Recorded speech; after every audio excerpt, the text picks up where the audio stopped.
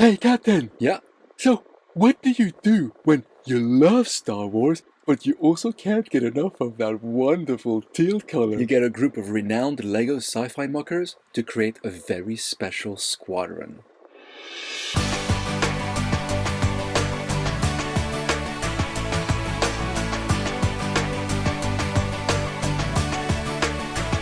Hello, welcome to the Great Western Brick Show and welcome to our collaboration, Teal Squadron. This has been going for, well, a couple of years now. Every year it's got a little bit bigger, a little bit better.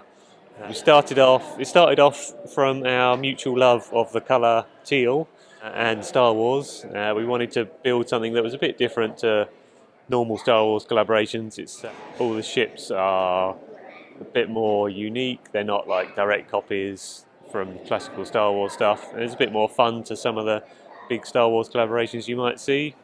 New this year, to the far left, we have Teal Tower. This is the headquarters of this rebel starfighter squadron.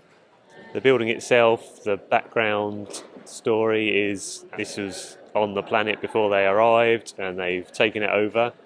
And from there, a whole network of landing pads and ships and different installations has grown.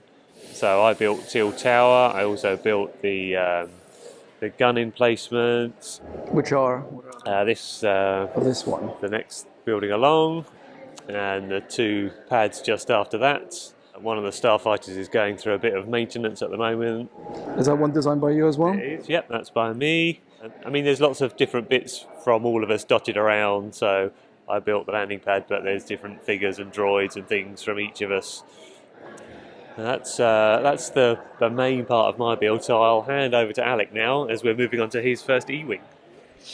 Hi, yeah, so I did the large Ewing in the middle and the landing pad there, and it's based on the Ewing, but as you can see it's a bit bigger. It has 4 engines and it has some space in the rear to carry troops or other things.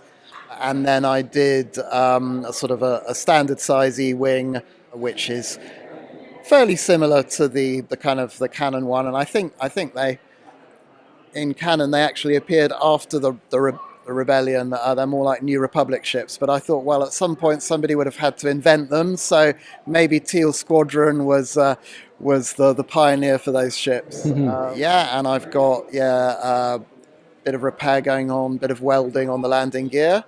And the sort of the funny droid with lots of wheels, that's one of mine too.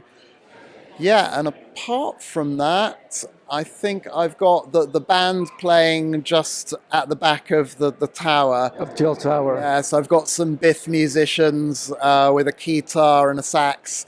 And I've got a Boogie Bot, who's a robot whose head is a teal ghetto blaster. So they're there for kind of moral support. They boost morale for Teal Squadron when they're fighting against the Empire. And they add a bit of teal to the Teal Tower that hasn't got much. There we go, yeah. Yeah, so that's pretty much, everything I brought this time. I'll hand over to Waffles. Hello, I am Waffles, Mansour Sulaiman, aka Lamborghini Waffle Sauce on Instagram. And I'm just very happy to be part of this collab. I mean, Tim and Alex say it was my idea because I made these Teal Squadron printed bricks for me and my friends. But then they sort of hijacked the idea into a full-fledged collab, and I'm actually really happy about that because, well, it was bound to happen sooner or later, and it happened sooner.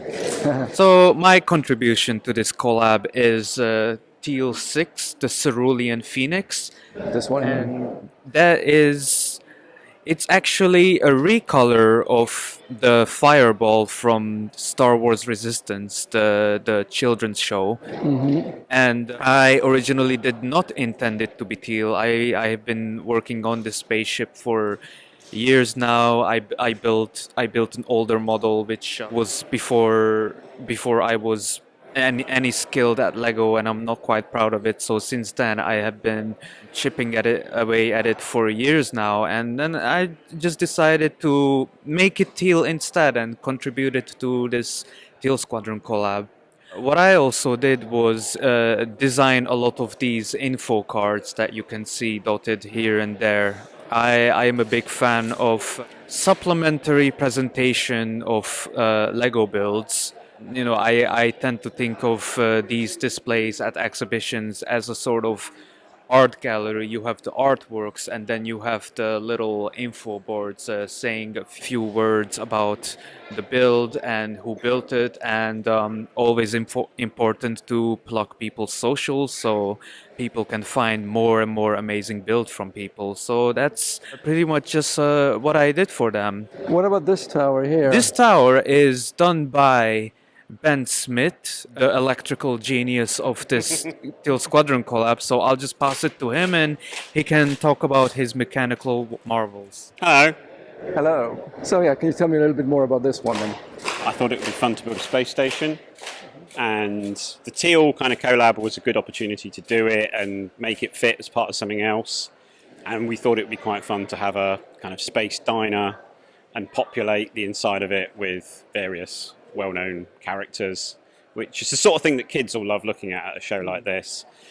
It should be spinning round, and it was spinning round when we got here this morning, and it stopped working, so I'm going to have to take it to bits and try and figure out why it's not spinning around. Sod's law, isn't it? And it's not really finished, so it's part of a sort of bigger project. In the fullness of time, it will have these arms that come out with landing pads of its own. The whole thing will spin round. But for here, we've just got this bit working. Well, at least the lights on the inside lets you see what's going on. Oh yeah, totally.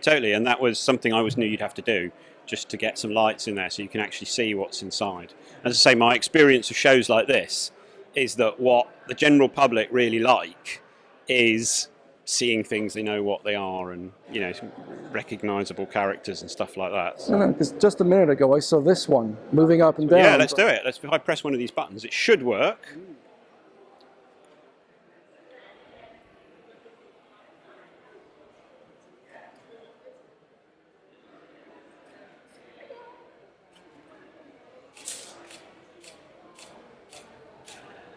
That's really impressive. It's a bit wobbly today. I need to go and do some more tinkering. You need a Wookiee to come and fix this. Yeah, exactly. That's what I need. But yeah, I thought it would be fun to build a sort of big cargo spaceship. I always like the idea of a ship with a ramp at the front, and things can drive in and out of the ramp and all that sort of stuff. I quite like the fact that the ramp closes before the ship lifts off. It's nice attention to detail.